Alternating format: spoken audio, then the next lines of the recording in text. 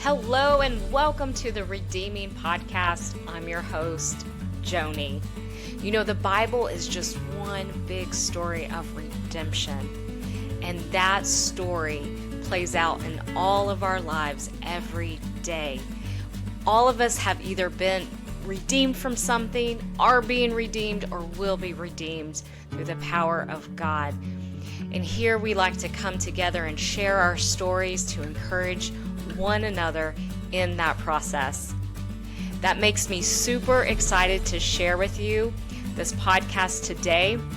I got to be a guest on the Get Together podcast with my good friends Stacie and Alyssa, and I brought along with me a special surprise guest, Kyle Lounsbury, and we sit around and talk candidly about singleness, marriage, healing from broken relationship, parenting, and a whole lot of silliness. So I hope you guys enjoy today's podcast as we talk with the Get Together.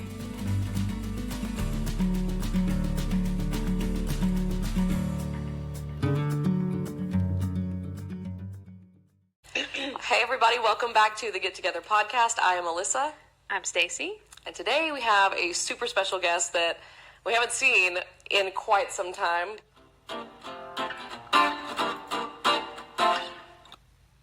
Please introduce yourself. I'm Joni Kersey. And who do you have with you, Joni? And I am Kyle Lounsbury.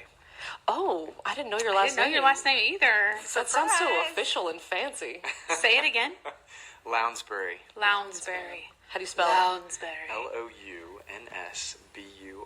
Okay, that's what I was picturing in my Look me head. up. It does sound very distinguishing, Good, doesn't it does. Oh, hello. From Yorkshire. Oh, you need like the handkerchief collar. Do you remember? Mr. Lounsbury. So random, but he just said Yorkshire. Do you remember the Spirit of Jazz thing? She's like, Yorkshire? What is Yorkshire? Do you know what I'm talking about? I have no clue what you're talking about. I watched it the other day. It popped in my head, and it was like one of those brain rot things that we watched in the 2000s. But I vaguely remember that. super random. Yeah. Is the Spirit I of missed Jazz. that. Spirit of Jazz. Anyways, I off just topic. found out she liked Dalton Abbey, and Yeah. Mr. Darcy, so I Oh. was like, I've got to be fancy. Oh, yeah. Pride and Prejudice. Pride and Prejudice, sorry. Yes. Yes. Mr. Darcy. Yes. I love Some Mr. Darcy. We have like a whole string of TikToks back and forth of Mr. Darcy type things. What? Oh, yeah. There's like a whole section of TikTok that's full of Mr. Darcy. Pride and Prejudice. I'm not on TikTok, but now I may have to get on TikTok. I fought it as long as I could, and then I was like, dadgummit, people keep sending me videos and I can't watch them, so I downloaded it to watch, and then I was an addict, so that's healthy. Yeah. It gets to a point where you're like, Go down the hole. yeah. She called me today, actually, and she was like, what are you doing? And I was like, sitting here with my Bible on my lap, but watching TikToks instead. I was like, I'm sorry, Lord. Forget to get a grip on myself. I love it. So, for our listeners, we don't have a full-out plan. This was actually kind of impromptu, if you will, getting together and... Yeah. Well, the getting together, not so much, but Mr. Lounsbury being here. Yeah, he was a surprise. A surprise. Indubitably. Found him out She picked me up on the side on of the the way road. here. I was like, hey, you want to come do a podcast? Let's go. The thumb works. Oh my gosh. Well, so on that note, tell us a little bit about you and how you guys came to be here, because you are not from here. Right. I mean, you are, but you know what I mean. I'm an OG. You're visiting, I'm a but- native Texan. So where do we start? Do we start how I know you guys? Yeah, start there. Like start just at from the beginning? Yeah. Yeah. On the day you For were us, born. it would be the day I know. I've I known was Stacie born. since she was Oh, born. well, all right. Yeah. Birth story then. It was a cold night. It's a cold October evening. Yeah, so our families grew up together. Our dads were best friends. We went to church together. Stacie's grandparents were my pastors growing up, and then eventually your aunt and uncle. So there's a lot of history there. I was just telling him when we were walking up, we used to tell people we were sisters. And, Yes. Yeah. So known Stacie our whole life. Do you remember when I used to tell you I had asthma in my knees? Yes. In your knees? In my knees. I mean, I'd be like, I remember specifically in the church bathroom, I'd be like, oh, my asthma. And you would be like, oh, yeah. I mean, it's a condition a lot of people don't like to talk about. So I'm really glad I was there for you. Thank you. Sorry, I grown out of that. So. That's great. Yeah, there's no asthma, no wheezing.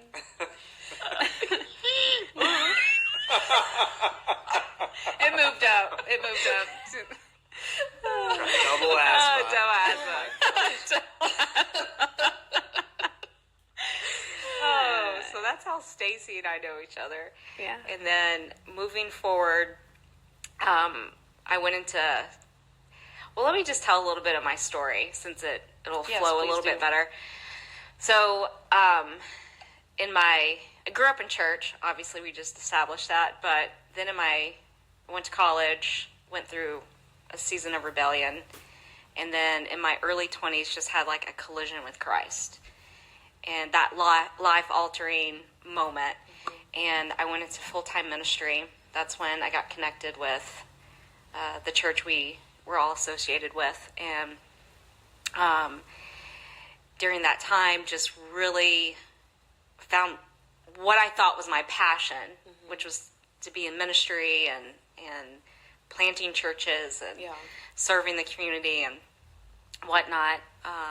And at that time, one of the founding families in that church was Alyssa's family, the Landers, the great Landers, and which I knew I guess you. they were kind of found. I didn't realize. Yeah, that they were there from the early days. Yeah, but the I guess church in that small building before, I always forget about that. I feel like they came when They it was were still in the before home. that. I wasn't because I was yeah. still going to our old church because I was still in youth, which Okay. is weird to think about as well because I was Yeah. still a teenager when I met both of y'all. That's which right. is weird. Yeah. And so I have many fond memories of your parents, and I knew who you were because we're in the same schooling system. I knew your sister, and Oh, did you really? I knew who she was. Okay. But I was kind of in between you guys, I think. Yeah, well, she's 6 years older than me. Yeah. So you may have been closer to her and my brother. Yeah. So was in the church. I mean, as you guys know this, eventually became the associate pastor, leading that church. And Stacie was on the worship team. And obviously I'm skipping out so many stories, right? And then you started coming to the church. We were roommates for a period of time. That was the Stallone days. The Stallone. Yes. I wonder if we could find those. I still feel online like somewhere. I've ran across them a few times. Kyle's lost. So Stallone was an imaginary band that the three of us created, and it started On because MySpace. I had a MySpace, yes. keyboard that you could like do the drum patch on, and one night we were just sitting in the floor of this house that we lived in, like making these drum sounds and singing the most absurd fake Indian chants ever. Shut up. You Oh, pirate yeah. hooker. Yeah. Okay, so That's the best I song. almost texted you or Facebook messaged you the other day. Our wedding thing that everybody signed is hanging like right as you walk into our master bathroom. Yeah. And just at eye level is what you wrote. And you literally wrote, "Remember or don't forget your eye patch," is what you wrote. And I see it every so gosh, often in my peripheral vision. I'm like, oh, shut up. You pirate hooker. Another Stallone classic. Yeah. That all of was the a good fans. one. That was a good one. Yeah. We got to find those. That was a good time. That was a good time. That was a time of growing and learning.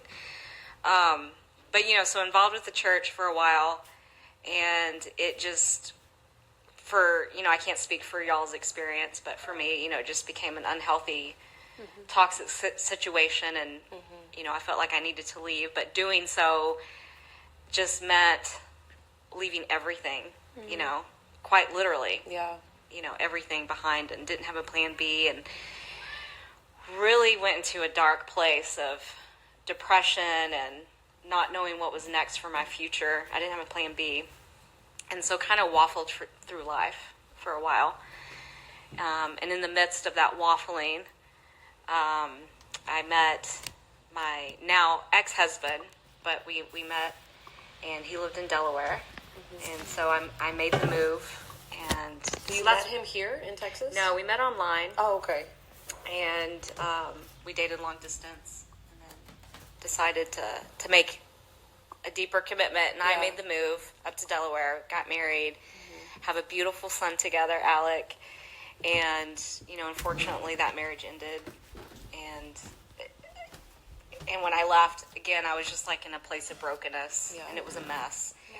And because I don't think I ever properly healed from what I went through with leaving the church, there was a lot of brokenness in that, you know, season, and didn't take the time to properly heal. At this time, I was running from the church versus to the church.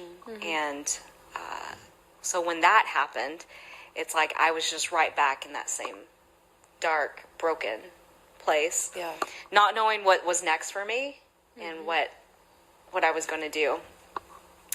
But at that time, Alec's daycare teacher invited me to church, and went to True Life, and that's where Kyle goes.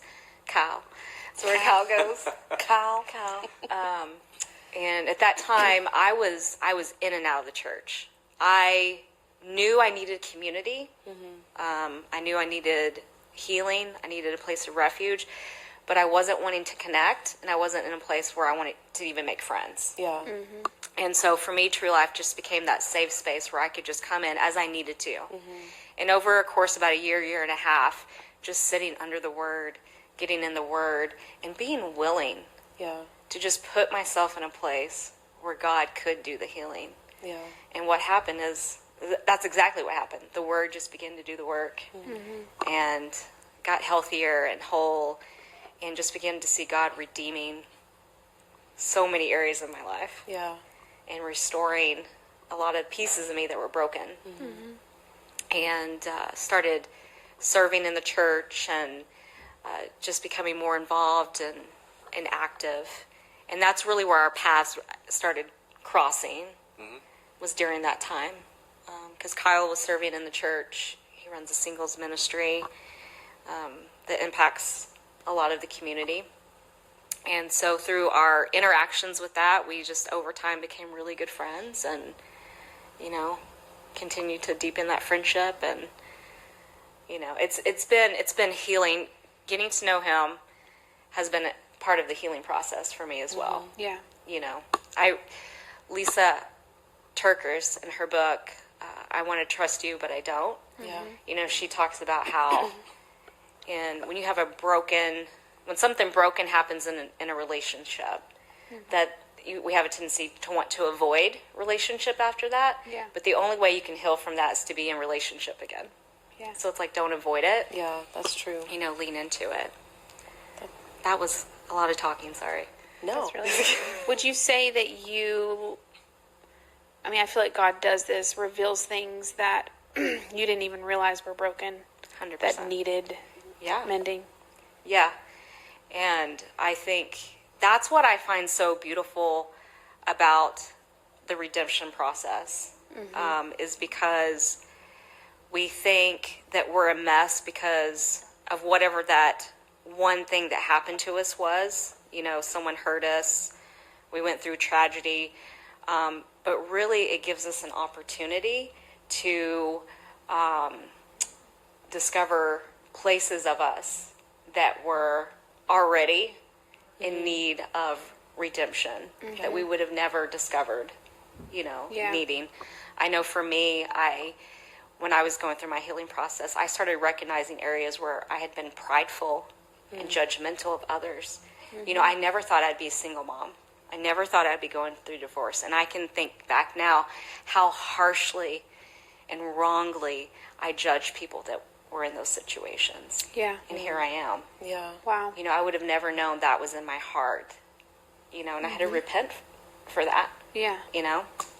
And so, yeah. That's so true. Yeah. I've been in a similar space of healing certain things within our marriage personally, but same thing, like God revealed to me in my times of hurt things that I hadn't been doing perfectly. And it's always so gentle, though. It's never like I never felt ashamed for feeling that way. It was just like, he was like, hey, you weren't perfect either. And I was like, oh, snap, I wasn't. It's like, it's always very gentle. Right. Appreciative of it. Yeah.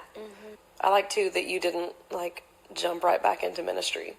Like, Yeah, I needed some time. I think sometimes as many Christians people do we that. get it in our heads that like we got to hop back in and do the things, you know, like oh Yeah. I'm not working for God, so I got to do something. But sitting for a year, like that's amazing. That's Yeah. good. Yeah, and really, I had been out of ministry for a long time. Yeah. You know, initially, I did try to kind of do my own thing, a little bit of a rogue thing, if you will. Mm-hmm. And that can only last so long before the wheels start falling off. Yeah. You know, if you're not connected to the body, you're not doing it in a Right. healthy, you're not putting yourself around people holding you accountable and pouring into you, Yeah. which I didn't do, you know. Well, and when you're not whole, Yeah, you know, it's hard to be in a place to lead yeah. when you're not even Yeah. in the place that you need to be. It's hard to make right decisions. You're absolutely right. Yeah. You know, and to that point, something that I feel like I've learned through this process, back to relationships, and I was just sharing this with my dad last night, actually, and we've all heard this. You know how the Bible, I like to say on my podcast, which I'll tell all you viewers yeah. about that in a little bit. We'll link it in the show notes later. Totally. But it's about just redemption, and the Bible's one big story of redemption. And you know, if you had to summarize the Bible, it's love God and love others, and we've all heard that. And I was just thinking about this in the last 24, 48 hours. If you wanted to like even more high level summarize that, you could say it's a book about relationship, relationship with God and relationship with man. Yeah. So, what is the one thing Satan would want to attack the most? Relationship. Relationship with God and relationship with others, whether that's our marriage, our friendships, our church family, our community. And so it's almost kind of like when we experience damage in a relationship for whatever reason, it's like, oh, this is the schemes of the devil. And this is exactly what the Bible tells us to resist, you know. And, you know, Satan operates through, sorry if I'm getting like a rabbit trail here, but, you're good.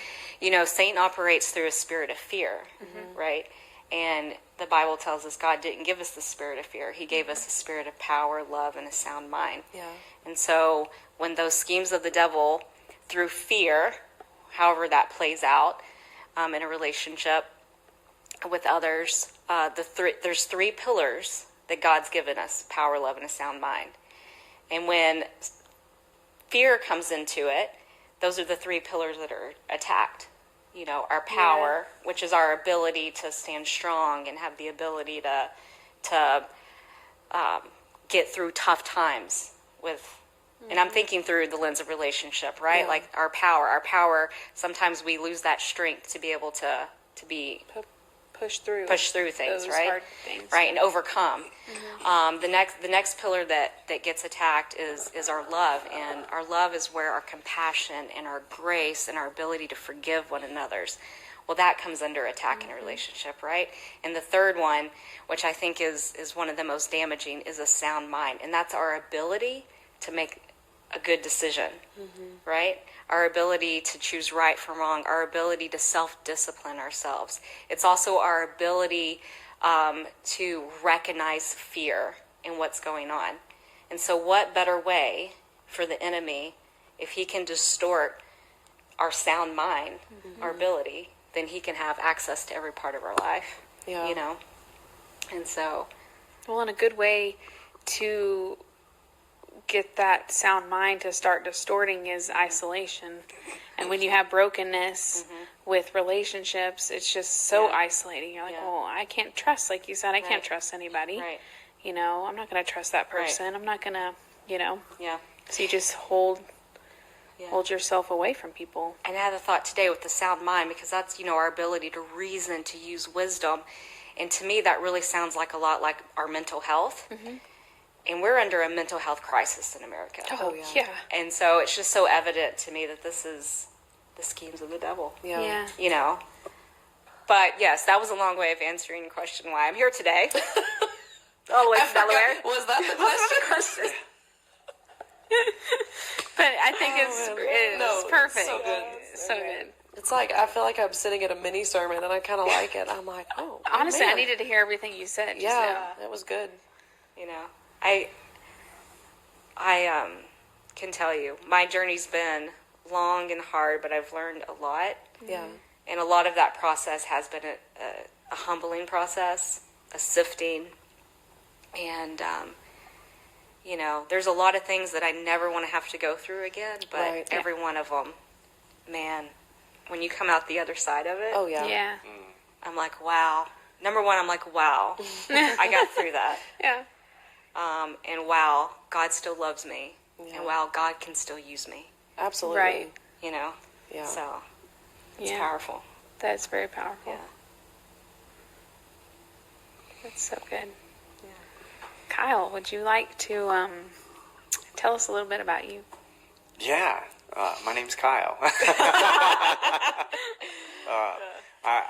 If I was to go back, like you're from this area of Texas, I guess you could say I was born in California and lived there for a little bit of a childhood.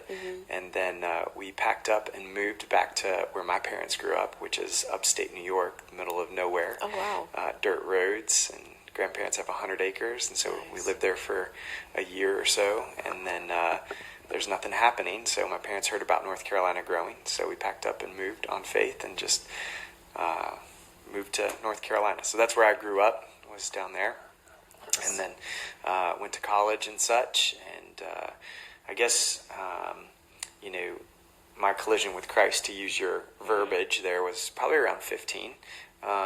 It was a Tuesday night at a church camp, and always was a good kid growing up, and there was one evening where Austin from Texas actually was sharing, so good things are from Texas. Amen. He just shared and used a car analogy, and I was really big into cars at the time, and it finally connected with me. And at the moment, I guess there was a lot of pride in me where I thought people thought I was a Christian because I was a good kid. And you know, growing up in a Baptist church, I would always raise my hand, but you know, you say the prayer. But I was never bold enough to stand up before my friends. And finally that evening I stood up and I was like, all right, let's go. And from that point is when my hunger, it was no longer performance driven, where I was trying to be good on my own merit.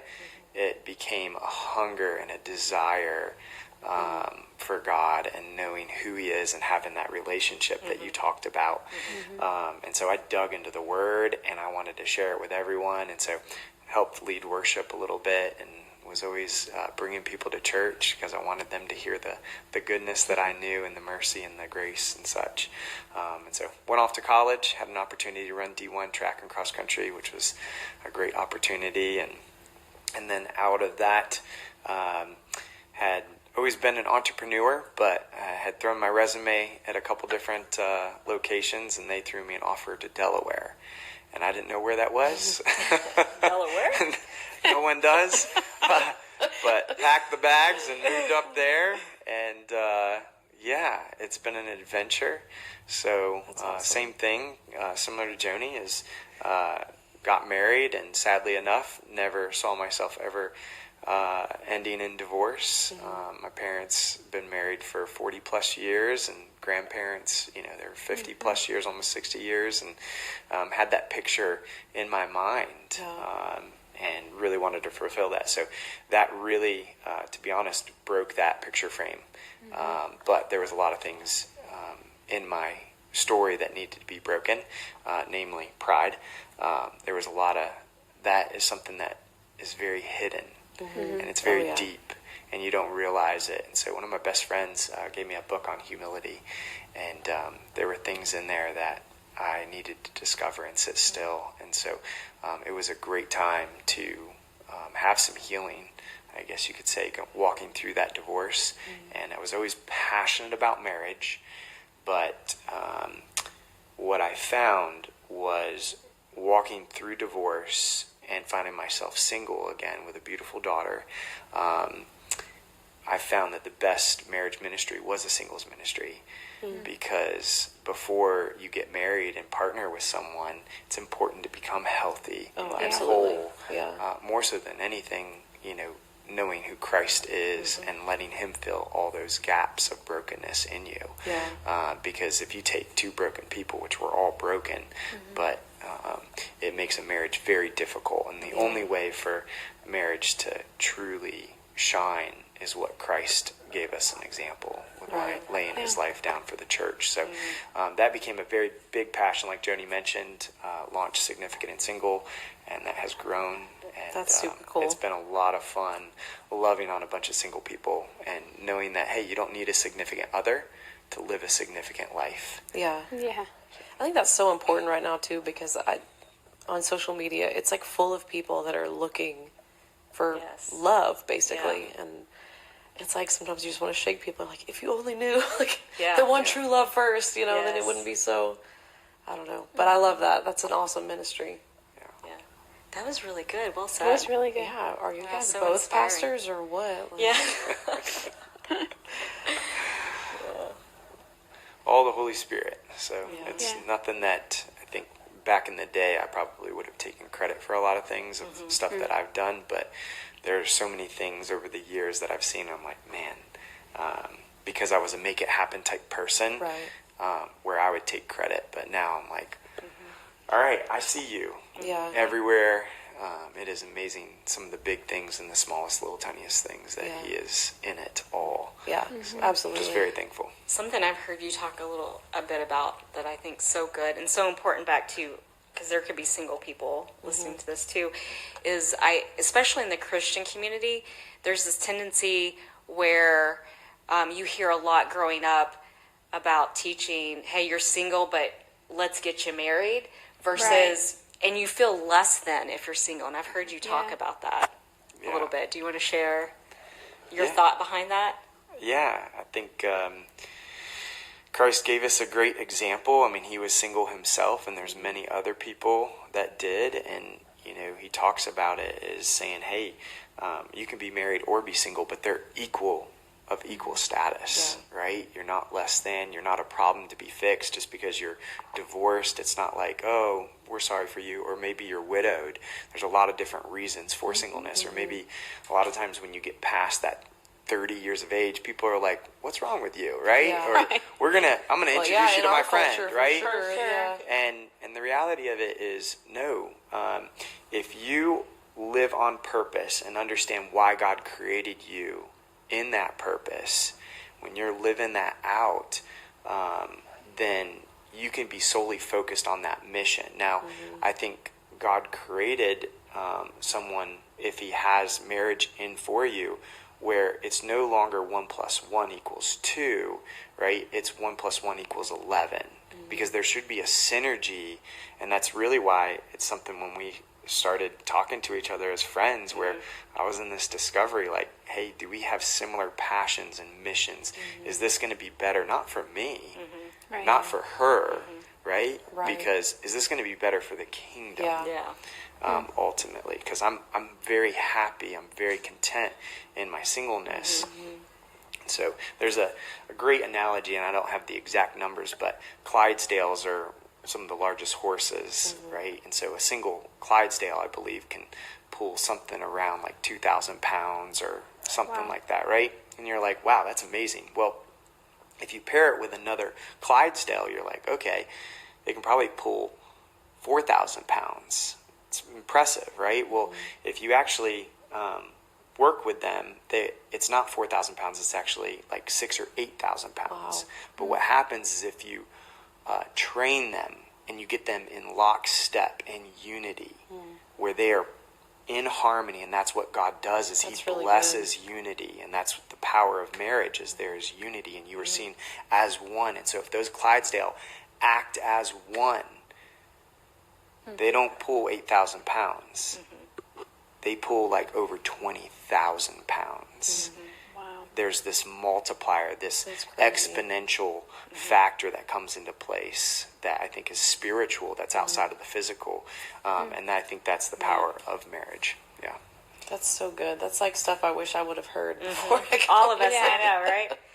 You know, and I remember talking to some girls about, they're all single, at one of the single events. And we were talking about how a lot of times we get married because we want the benefits of marriage, you know, the kids and the family and just loving someone. And we make that what we look for and kind of the goal of like, this is why I want to get married.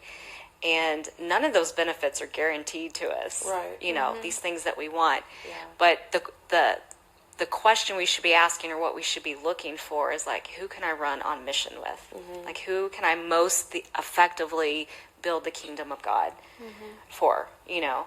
And that would change your perspective of who you would make your helpmate. Yeah. Who you would pick. The other, you had said something that really spurred a thought, and it's going to come back to me eventually, around singleness. Oh, if you look at Genesis, it was the very first thing that God said that wasn't good. It wasn't good for man to be alone. Well, that wasn't necessarily specifically around just marriage, right? But I think we're designed to be in community, to be in relationship with each other. And friendships are very, very powerful, and having that family around you. And so if you are single, for whatever reason, make sure, like you said, the devil, all that he wants to do is to isolate you and make you feel that you are alone and no one's like you. And the devil, all he needs to do is take something that was true and twist it a little bit and get you to believe something. And if you accept a lie, then you'll believe that lie your whole life. Oh, yeah. And so being open, and I think that's what James talks about, is where healing happens, is when you can have an open heart and share things and confess things and be close with someone. That's where real healing happens. That's good. You're pulling out some great stuff over here. Yeah. Do you want to come on This to is my awesome. podcast? Yeah, there you go. Yeah, this is so good. If you squeeze me, I'll pour things out. Cool. You'll pour things out. Oh, I don't know. If I squeeze you, what might come out? Oh my gosh. Oh my gosh. Oh. Let's get together. Let's get together. Depends what I've eaten. Yeah. That made me think when you were talking about back to Genesis, and even back to what I was saying earlier about how the devil will use fear to distort, you know, the spirit God gives us, that power, love, and sound mind. And back to the garden, I mean, the very first thing, it was the first FOMO, fear of missing out. Satan was like, hey, God knows when you eat this fruit, you will be like him. And it's kind of like, oh, I'm missing out on something more that I can be. And I feel like that's a lie that a lot of us, especially in our pursuit as Christians, we can get off track because we feel like we're missing out on something better than the order and the garden and the boundaries God has given us to live within. Yeah. And we want to go outside of that because it's a fear. Like, we think fear is being something terrifying. It's not. Just a fear of like, what if? Yeah. What if but that looks good. And so I think, again, it's he's got one tactic, you know, and it's just when we can expose it and be aware of it, it's like You can see it coming, you know. Yeah. And I think insecurities, people, you can often tell someone who's pretty insecure by the way their behavior, you know, because those things are usually the things they're attacking on others, you know. Yeah. And I think that's fear. You're operating in fear, basically. Fear of what other people think of you. So. Fear of messing up, like wanting to be perfect. And I think a lot of people struggle with perfectionism. 100%. You know, especially if you're. And I grew up in a family that was, you know, you had pastors. My dad was a pastor's kid, you know, and you were expected to be a certain way. And if you weren't, you know, if you had to put on a facade of being perfect, but like that also puts like you have to be perfect to do anything. If I'm going to do something, I have to be perfect at it, because if I'm not, you know, someone's going to see me fail, or I'm going to fail, you know. And but God, I don't know if you experienced like what Stacie's talking about, but same thing. I grew up, and I didn't realize this till much later in life as an adult. Like, I I just wasn't authentic because I never felt like, same thing. I was the good church girl, and I wanted people to think, and it's not like I was a horrible human being, but I just never felt comfortable being fully transparent. Yeah. And that's even something like in the last several years. And I think it was part of my brokenness. Like that came out. I was like, I'm just going to let people just see the good, bad, and the ugly. Yeah. And let it be their problem if they got a problem with it. Because this is your work. Yeah, and that took me 40 years to figure that out. I mean, I think what's powerful in that is when you are authentic and you do show your mistakes, your cracks, your failures. I think anybody else that you talk to, one, they can be authentic, but they're also saying, oh my goodness, me too. Yeah. And they take off their mask, and it's what God wants us to do. Oh yeah, absolutely. Well, people are drawn to authenticity, whether you notice it or not. You know, there's people that you come across, you're like, man, I love that. They're so cool. They're It just really so is true. Yeah. who they are, unapologetically. You know, those are the people that I just want to be around, because you want to be like that. You know, you want to be genuine. You want to be, I think transparent. it's like being free. Like you sense that freedom in them, and you're like, I want to be free like that. I know. What does that feel like? You can literally say anything on your mind. I'm like, that's amazing. Yeah. I mean, transparent across the board. I always loved when people could just fluently speak, you know, and just say what was on their mind. Yes. I'm like, I find it challenging to express what I'm actually thinking. Yeah. Like, I know what I'm thinking, but to express it, I've always been drawn to people. I usually, before I hang out with people, like I have to rehearse in my head. How am I going to say hi to? Rather than just showing up and being like, "Hey, how's it going?" I'm like, I can say hi. This is what I've been doing this week, and it's part of that. Like we're all wired differently. I was gonna say I'm the opposite. Like I just go in just guns like, blazing, and then I lay in bed at night like, what did I say? Oh, no. Oh my gosh. I'll lay there and be like, I should have said that. shake it out, shake it out. That. Yeah. Oh man, we're odd. Well, if you ask somebody I know, it's that red flag. I call us red flaggers because we're always like joking about having ADHD. We're like, it's a red flag for ADHD. But we're also like, everybody has ADHD in this day and age. So we're like, we just call it red flag. red flag. Lots of squirrels. Squirrel. Yeah. You mentioned a healing journey and such. What were some of those steps along the way that helped you heal? Even the moments where you're like, oh man, I still needed to heal. That wasn't, I thought I was healed, but I wasn't. I think what comes to mind when you were saying that was giving myself grace. Like just accepting where I was at.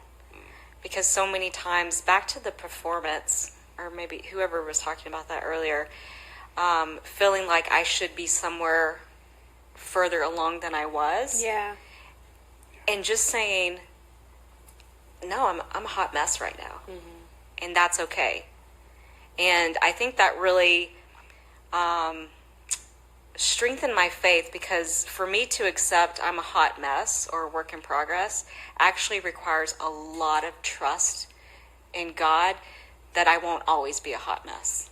And this is just a season and a period, and I will get through this, even though I couldn't see how, but just being gracious and letting God do the work, and me not trying to rush the process and jump into leadership too soon. I think that's a big mistake a lot of people make, and not even just ministry, but in another relationship. You know, if that's their story, jumping into another marriage too soon, or whatever it may be, because you feel like you need to make a big move in your life to move on from a hurt in your life. And I would say little moves are a lot wiser than big moves. Finding community again, which forced me to be transparent, you know. getting connected with believers, and letting people speak into my life. You know, I think were some of the key things. Yeah. This is going to sound weird and random, but was there ever a moment that you were like, you had like an epiphany of like, oh, I'm healed? Or was it more of like just a slow, and you just realized that your traumas and things that used to come up in certain situations just were not happening anymore? Yeah. Is it more like that for you? Yeah, it was a slow progression. Okay. So things that used to trigger me or bring up that pain, and it's kind of like, I remember when specifically the divorce I was going through, I remember when the wound felt so raw. And I remember driving in my car where I would have those deep belly cries, like crying out. Like you hear about the morning, like something in my belly needed to come out. Right. And just crying out and, thinking about things that were hurtful within the marriage. I would think about those, and it just felt like it was happening all over again. Or today, to bring it way fast forward, I can think about those things and it not even, I don't want to say not faze me, but there's not an emotional response. And I'm like, okay, I'm healed from that. But not every single thing was healed at the same time. Right. The things that hurt the deepest, some of those took a little bit longer. Right. And then there's not only the things that I needed to see healed that I could feel, like the pain of it. There were things that the way I thought about things needed to be healed and rewired. And that comes back to trusting people again. Yeah. That's a different kind of healing, I think. It's like, okay, I don't feel the pain anymore, but I'm a little bit messed up in my thinking. Every person I met, I was like, oh, what do you want? You're not, that instant self-preservation, back to Lisa Turkers, because I love her. Back to the book. Good. Yeah, she's so good. I want to trust you, but I don't. There was something she said that I thought was so good. She said, in a healthy relationship, you need two things. You need to have safety and connection. And when somebody's been hurt in a relationship, you have a tendency to overlook one or the other, maybe for both, where sometimes people value wanting safety so much to feel safe, then they avoid connection. They're like, hey, I'm just going to push everybody away because I need to feel safe. And there's some people who overvalue connection, meaning I just want someone to love me. Yeah. I just want to be loved. So they overlook safety. Interesting. And I can say, looking back, I think that's where good. I was in choosing who I chose to marry. I was just wanting to be loved and have connection with somebody. And so I started overlooking red flags of safety, like healthy relationship patterns. Whereas now that I'm in a healthier, spot, I'm looking for both. I want to feel safe here, and I want to feel connected here. And if I don't have those two things, then red flag. Yeah. Red flag. Different kind. Red flag. I'm out of here. Man, this is also good. Like, you're so articulate. You're saying everything that happens in my brain, but I'm like, I don't know words. So it's coming out great. No, thank Y'all you. sound awesome. I love it. Because I have some really deep wounds as well. Yeah. There was never a moment where I was like, oh, I'm healed. It was just... And the way you articulated it, that's why I say that, because I've never known how to express that healing that just kind of comes. It just happens, like you said, when you release it to the Lord and allow Him to work in you. And like we said earlier, it's not like I'm not just innocent. I'm not like, oh, Jesus put Band-Aids on me. Like He does work in you too. Like He sifts things around on you. But I told Kenneth, I said, I just, certain things that should be triggers, I just I don't care. It's not that I don't care. It's not. I just don't think about it anymore. And so I just liked hearing you articulate that so well. Yeah. And sometimes when I realized I was healed from it is because I was putting myself in a place of experiencing something. So it could be because I made a decision that day to go to church and be in community and engage in worship. And then all of a sudden, because I'm engaging in worship, I'm now recognizing like, oh, I'm in a better place now. Or as he and I were building our friendship and relationship, because I let the guard down and decided, hey, I'm going to explore trusting again and relationship again in a safe way and place. Because of our interactions, that was affirmation to me, like, oh, I'm healed in this now. And even in, back to the rewiring of our brain, do you mind if I give an example of like... Please, because I was going to bring something up. Oh, okay. You're like, is he really that nice? I wasn't going to bring that up, but yeah, that's true. Go ahead. Do you want to? No, that's your story. Okay. Yeah. So when I first met Kyle, like first of all, he's a very engaging human being, has the most compassionate, gracious, giving heart. And when he talks to you, you feel like you're the only person in the room. And so when I experienced that with him, I was like, I'm just waiting for the mask to come off. Like I was like, there's no way anybody is this nice. Yeah. He's this engaging with everybody. Like I was very skeptical. Yeah. I thought, okay, well, because you think, how can this be genuine? How can this be genuine? Yeah. And that was part of it, even too, at the beginning, before we started like really building, our friendship. It's the AC every time. HVAC. HVAC. Camera's still good. Camera's still good. I just didn't believe that someone could be that nice. I genuinely did not think that. And it really took some time. It took seeing him in different situations. And he didn't know this, but I was studying. I was watching. I knew some things like people at church pulling him aside for a conversation or this or that. And I'm like, I'm going to see how this goes down. How's he going to react in this situation? Meanwhile, he has no clue I'm doing that because I'm just like, But over time, because I saw consistency of behavior, I saw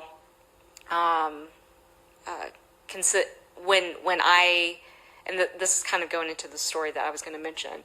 When there was a situation, we were sitting on the couch having a conversation, and I honestly can't even remember what you said now, but it was something that, a similar phrasing that my ex-husband would have said that could have led into an unhealthy conversation. Yeah. And I was kind of abrupt with him.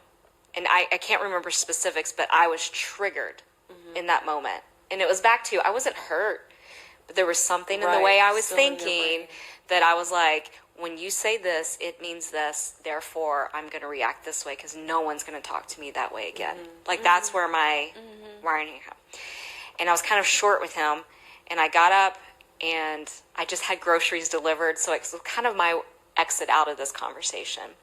And as I'm putting away my groceries, because I feel like I took the time to heal, and even though that still needed to be rewired, because of the healing, I was able to recognize and take that situation. And in the moment, I'm processing. I'm like, Joni, he is not him.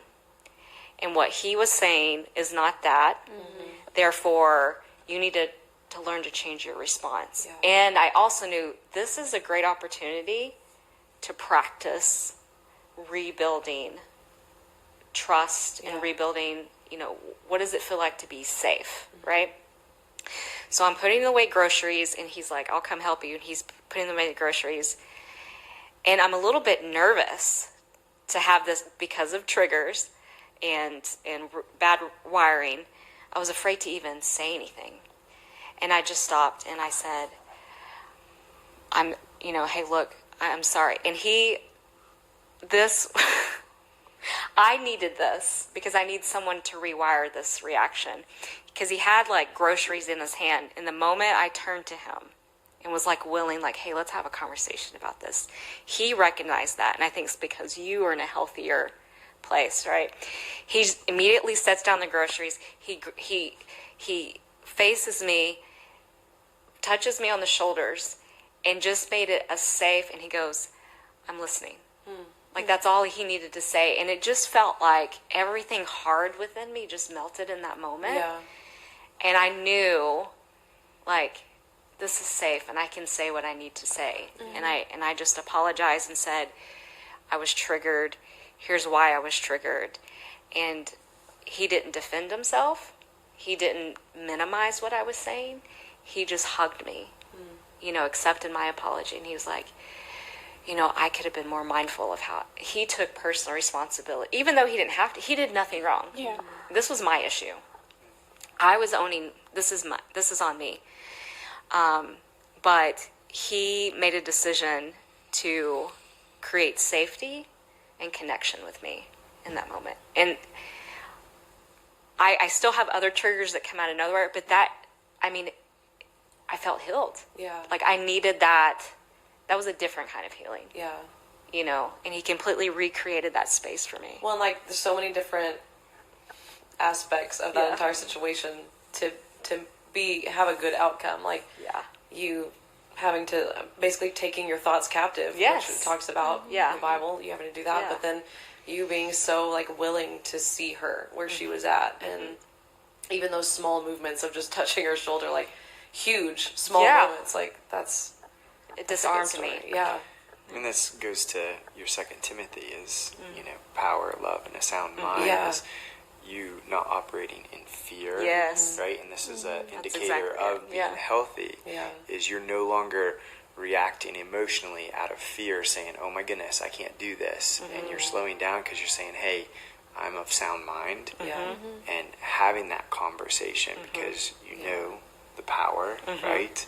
Yeah. And operating there. So, That's awesome. That's good. When you had mentioned before, there were certain things of, because you have this relationship with Kyle, that he's almost helping you heal those things because you're able to see a healthy response rather than what was before. Yeah. It's definitely a rewiring. Yeah.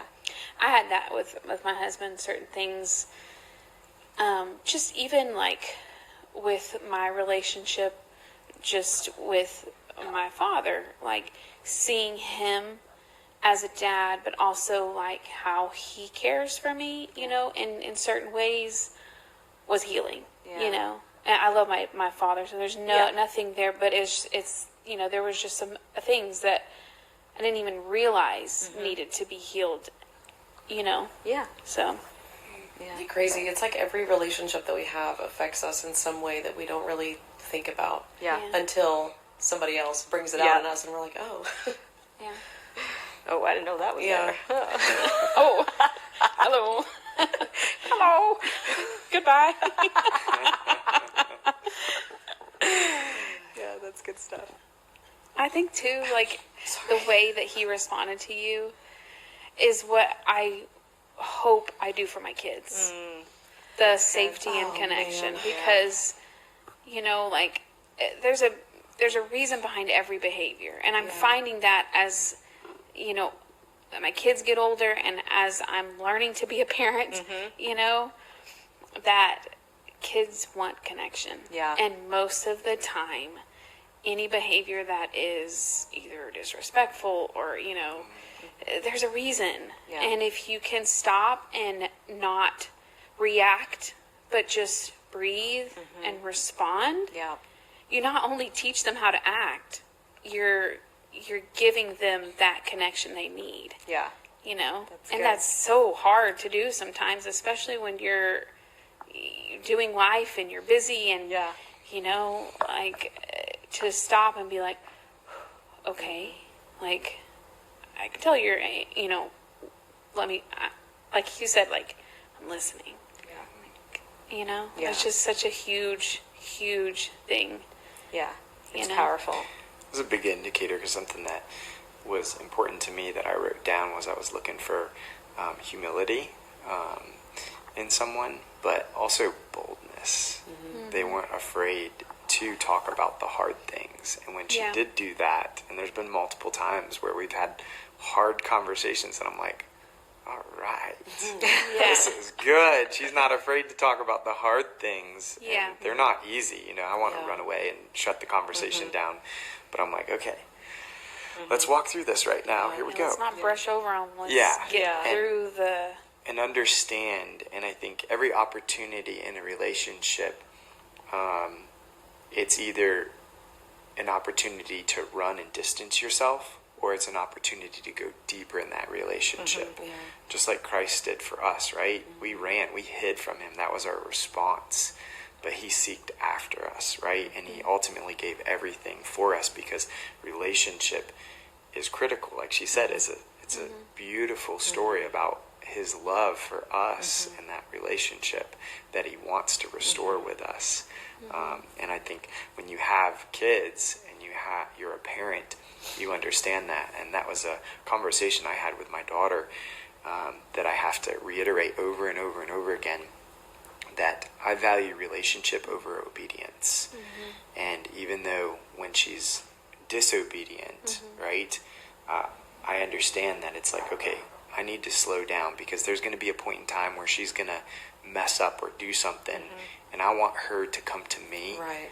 because I'm going to be that safe person that can probably help her and walk her through it, versus someone else that doesn't genuinely, truly care about her and going to care for her needs, right?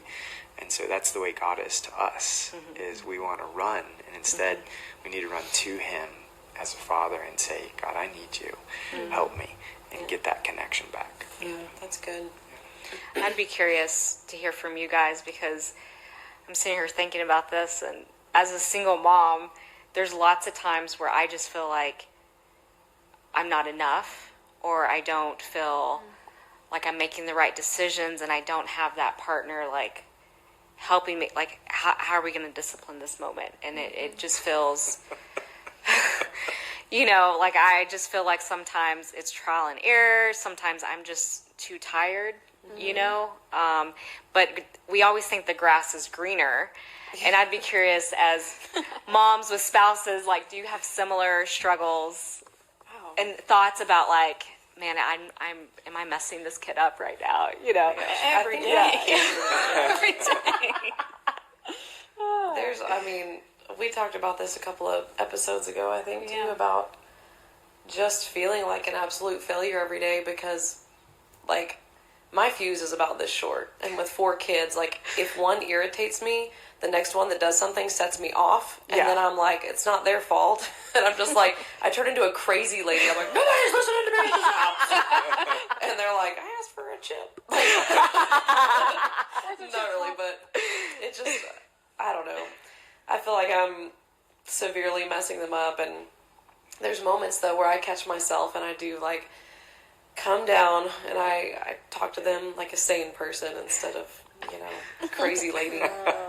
But I don't know. Well, I think it's good for our kids to see us not always be perfect and mess up, and then, but the important part is us apologizing and saying, hey, what I should have done here is this. You didn't deserve that. Made it a huge point to do that. Apologize to my kids. And it is hard, because you have to admit that you suck. It's like, I was really terrible in that moment. Like, I flew off the handle the other day over, it didn't even have to do with the kids, and I wasn't yelling at them, but just the way I reacted in, like, a fit of rage. I swear I'm, like, premenopausal or something.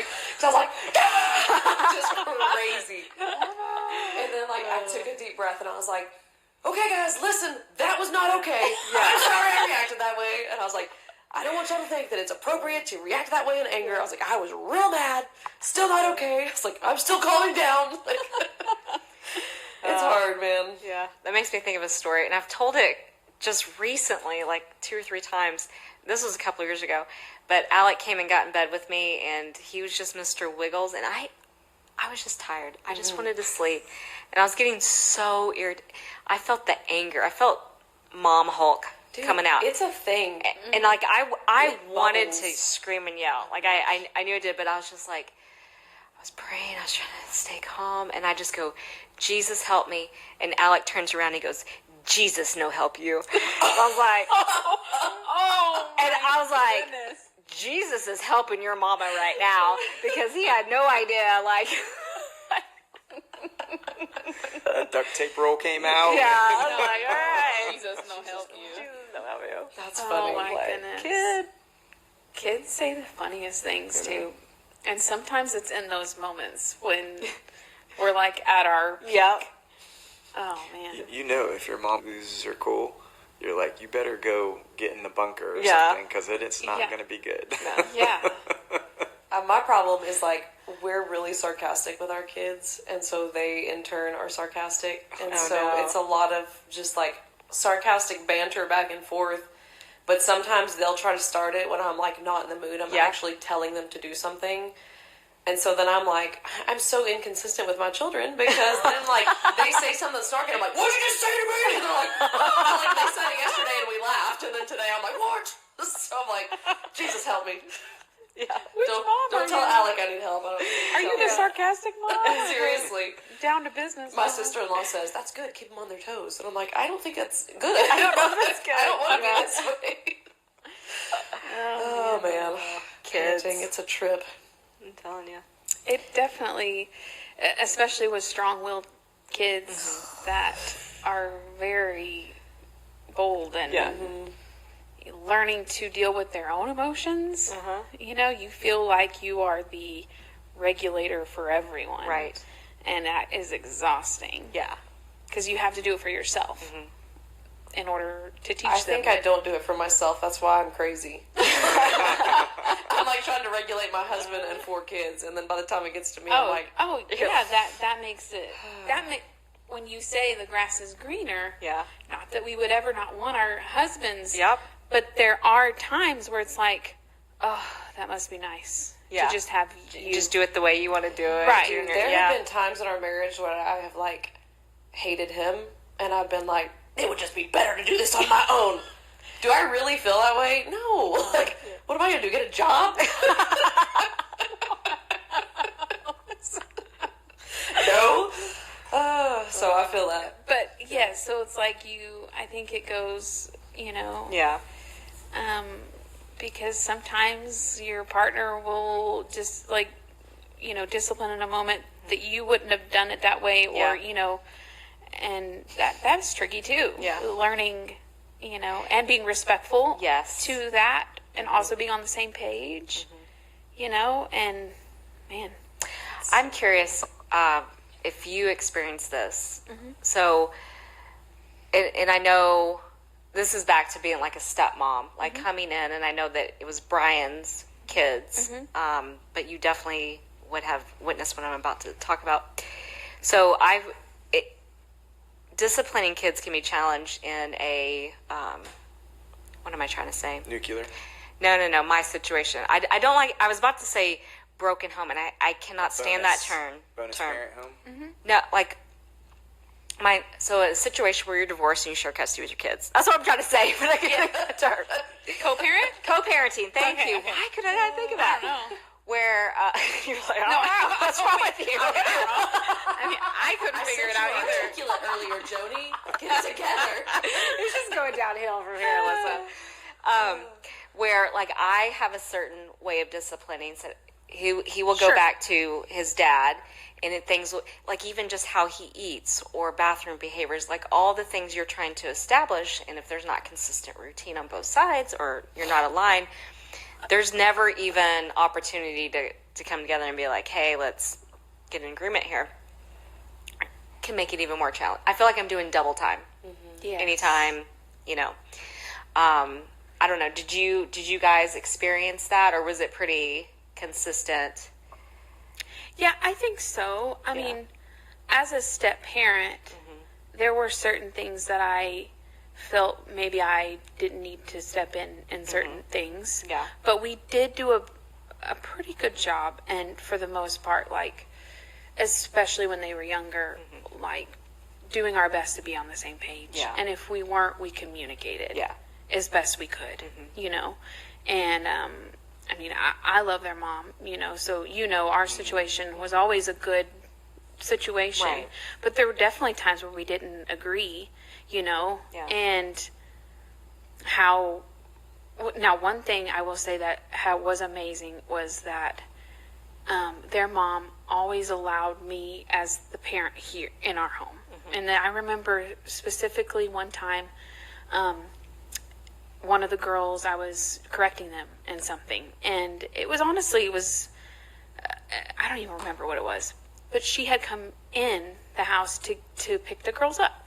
But instead of she just stood back and waited.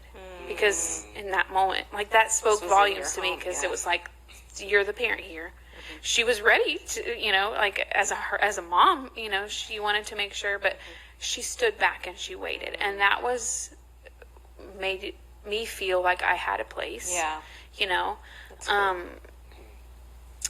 But I said that to say, I don't know where I was going. But yes, I mean, I feel like I parent differently than she does. And I see that more now with my younger kids, but doesn't say that how she parented was wrong. Absolutely. It was just different. So there was a little bit of difference there, but at the same time, we had to be on the same page as, Brian, their dad, for them. Yeah. But yeah. That's amazing, though, that answered my question. Okay. That's amazing, though, that you have that dynamic that you do. Yeah. Yeah. And that's not to say that it wasn't challenging sometimes, but I think pushing through it, and communication is key, Yeah. And I always did feel like I could be open, and call and talk. And there have been times where I would, there was something that came up that we were dealing with here that I went over there and we talked for hours. And she helped me, because, she knows her kids more than I did, and that helped me, get through how to that. love them. Yes. And be there for exactly, them. Yeah. Exactly. Yeah. So, I mean, yeah. So 10 years now, and now they're like adults. Yeah. Well, they are adults. That's amazing. But, so. But they could not have had a better bonus mom. Oh. Yeah. I hope they feel that way. Yeah, I'm sure they do. I have no doubt. I mean, I feel blessed. Yeah. I wouldn't have even imagined myself as a stepmom, back when I was single. And, I think about it, and I wouldn't have pictured myself, but I did it, and it was always blessed. I always felt like God was in it. Yeah.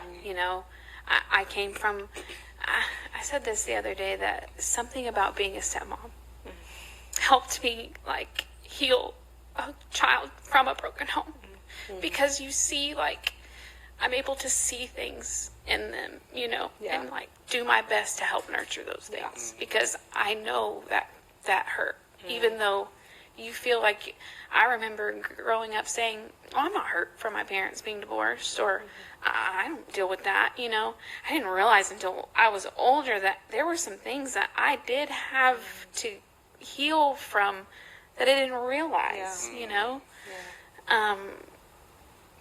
so just being able to love them as a stepmom did help heal that, because it was I don't even know. But there's been kind of a theme, though, God never wastes a hurt, ever. Never wastes a hurt. You're right. So it's all the things that you went through coming out now, and that. Yeah. It's not wasted, it benefits somebody else. Yeah. There's a beautiful analogy you want to share about kintsugi. No, you take that one.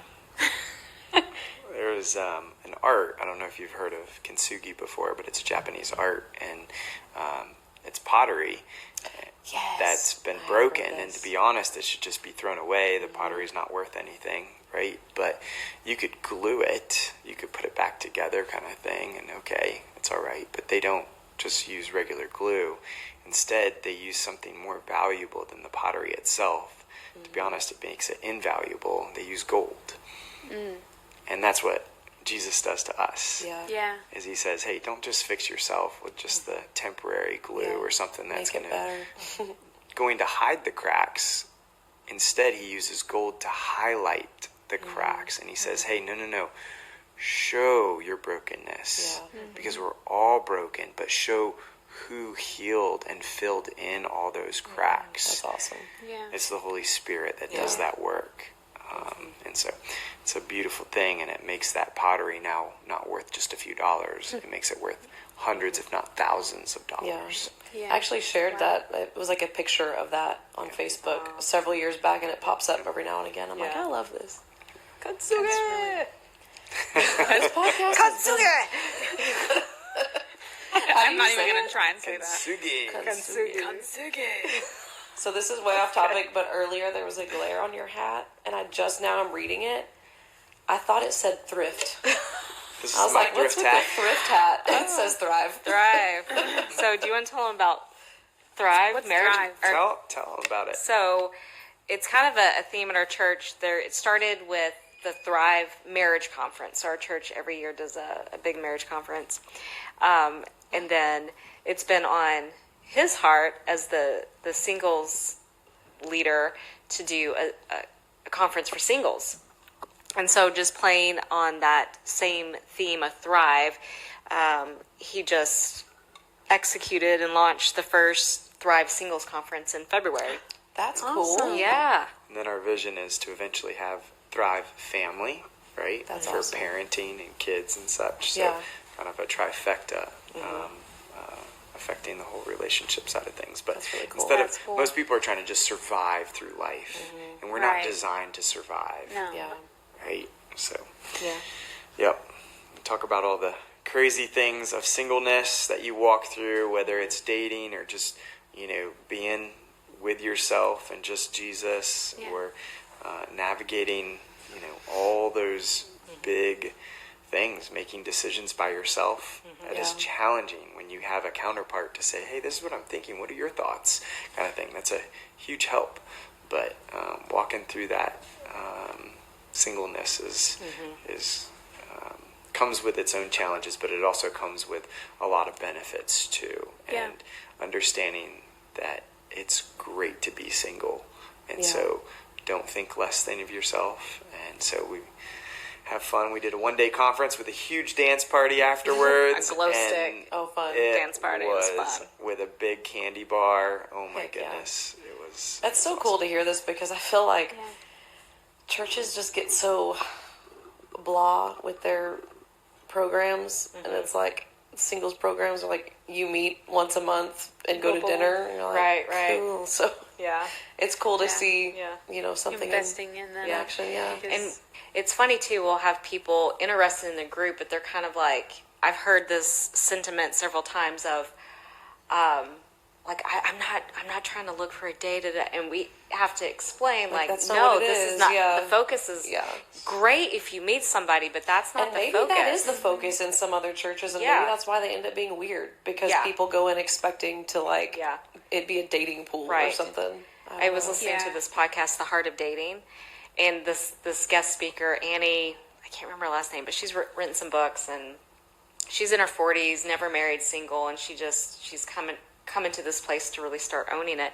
And she pointed out, I thought this was really great, and I'm probably going to butcher it a little bit, how she was explaining it, but she feels like churches in general, so much of when they're teaching singles about marriage, it's like, hey, this is when you get to have sex. Yeah.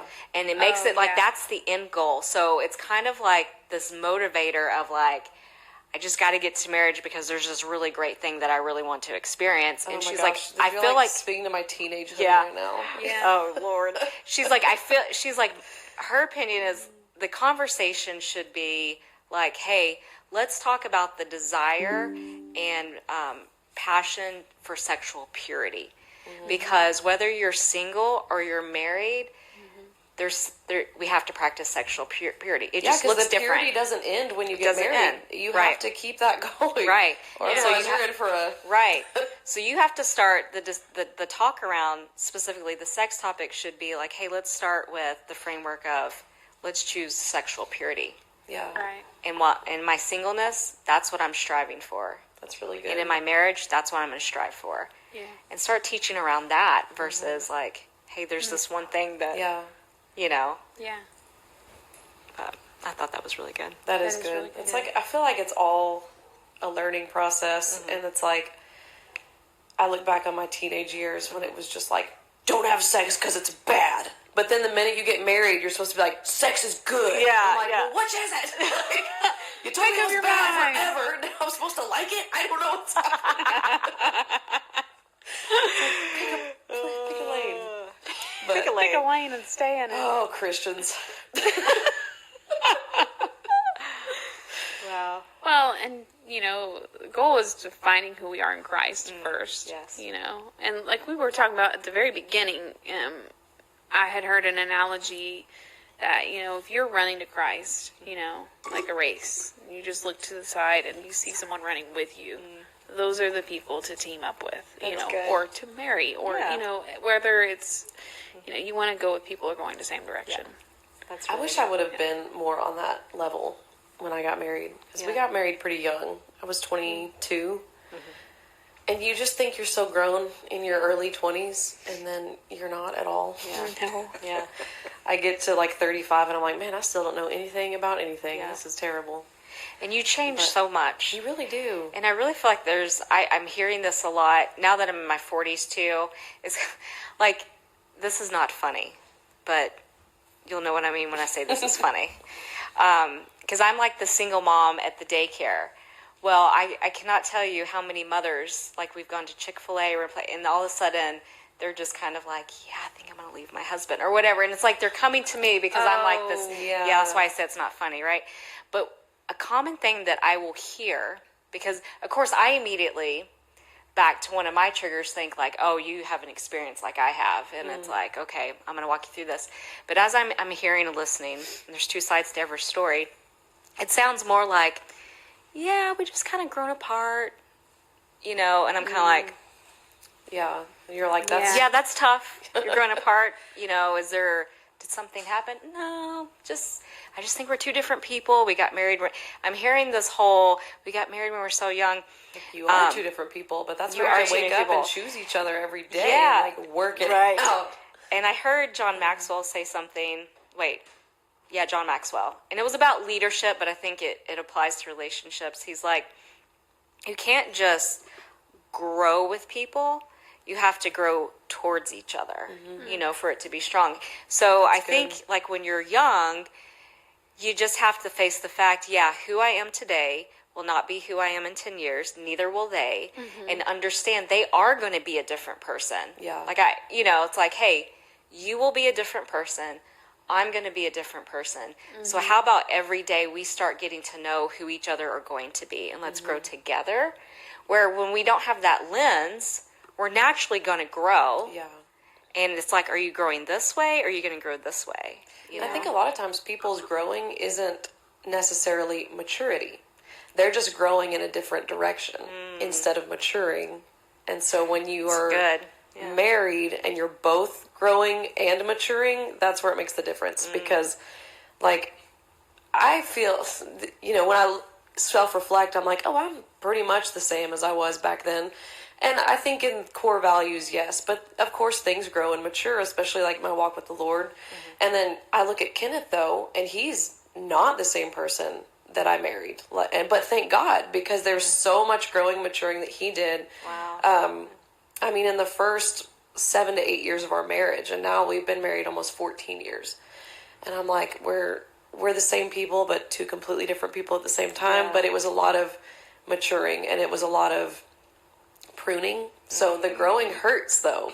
Like you have to trim back things that are no good, and that hurts because it feels good to just do whatever you want. Yeah.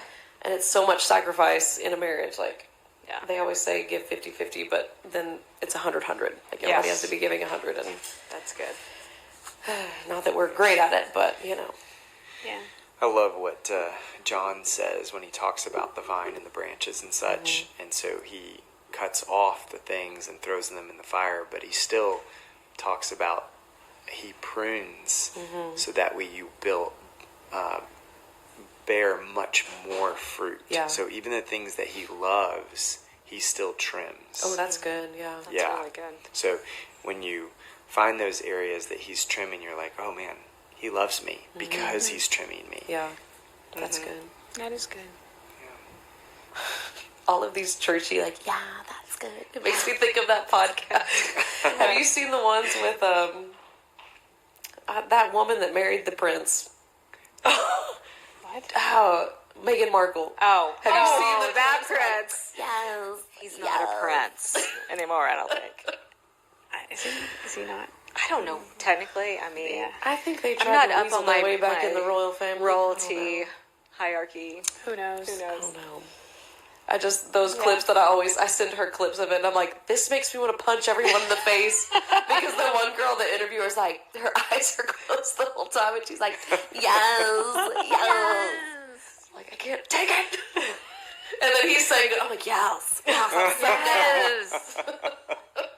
It is good. It was good, I know. Try not to sound like a podcaster over here. Yeah. It's happening. Well, there's a certain, like you said, you want to, you're, whenever you find your person and who you choose to spend your life with and who the Lord brings into your life, you want safety and connection. And there's such a security when you do have that with someone, even in those times where you're so, like, mad, like, I do not like this, like, there's, that nothing's going to change that connection. But yes, you have to walk through those things and let the Lord work through, but you have that commitment, and there's such a security, and that's part of marriage. It's like that you have that other person, and both of you are not going to, stop trying. And even if, like, maybe there is a time, like you said, like, we're just growing apart, like, you made a vow, to do all you can, Yeah. On that same note, I kind of want to encourage anybody that might be listening that's already married and doesn't feel that, like you said, we feel like we're growing apart. It can be worked on, because I don't feel like Kenneth and I were always at this place. In fact, I know we were not always in this place of feeling like it was safe to talk to each other. And like I said, we've been married 14 years this year. And just this last year, Kenneth has talked to me and told me things that he swore to himself he would never bring up to anyone. Wow. Because he didn't think it was important, and he didn't need to. And so 14 years of working together to make this a thing. And he's just now showing me some of the deepest parts of himself. And so I don't know if that's encouraging, but sometimes it just takes time. And if you're in a marriage that is not at that point, it's all right. Like, I think a lot of people jump into marriage, and then within the first 2 years, they're like, oh, it's not, he didn't put his hand on my shoulder and tell me this was a safe place to talk. Like, it's okay. He can get there, Yeah. But then at the same token, you do have to be kind of careful, because then you have girls that just jump into a marriage because they're like, oh, he'll get there. That's not what I'm saying. Right. Don't take try on a to project. change the guy. Like, this is for my already married friends. Yeah. It can happen. Yeah. Lots of prayer and lots of working together. Yeah. When you were telling that story, it just made me think, could you imagine, like, if you gave up right before the breakthrough? Mm-hmm. Yeah. Like, right Honestly, before he got really good. For us, that Yeah. would have been about 8 years ago.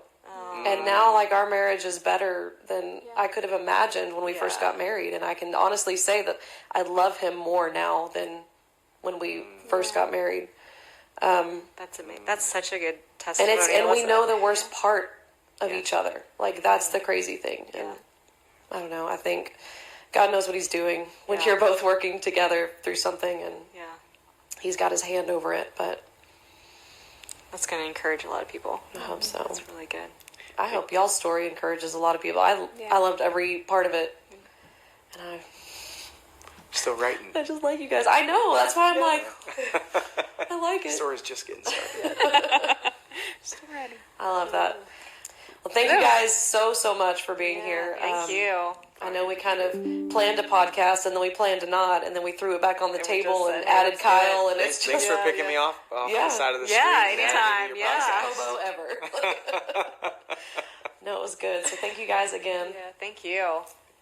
Yeah. Oh, and also, what's the name of your podcast? We were going to talk about that. Yeah, I have a podcast. It's called Redeeming Podcasts. You can find me on Spotify, Facebook, YouTube, Apple, all the places. And essentially, it's just sharing.